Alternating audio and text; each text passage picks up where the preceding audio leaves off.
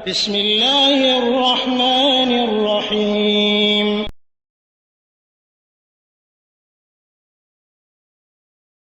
আসসালামু আলাইকুম রহমতুল্লাহি ওয়া বারাকাতুহু। জি, আমার উপরের ভাই আরেকটা প্রশ্ন করেছিলেন যে সেজদাতে অথবা সেজদা ছাড়া ফরজ হোক অথবা নফল সালাত থেকে আমরা সেজদাতে বাংলায় দোয়া করতে পারবো?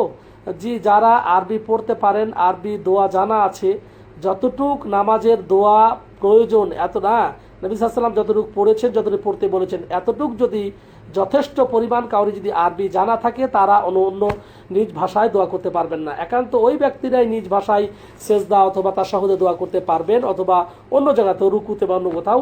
যারা একদম কিছুই জানেন না, টোটাল আরবি জানেন না, আরবি পড়তেও জানেন না, পড়তে পারেন না, মুখস্থ হয় না, কোনোভাবে সম্ভব নয়, সে ব্যক্তি সেজদাতে অথবা তাশাহুদে নিজ ভাষায় দোয়া করতে পারবে। কিন্তু যারা আরবি জানে, মুখস্থ আছে, পড়তে পারে, এবং অতটুক মুখস্থ যতটুক যথেষ্ট, এতটুকু হলে সে নিজ ভাষায় দোয়া করতে পারবে না।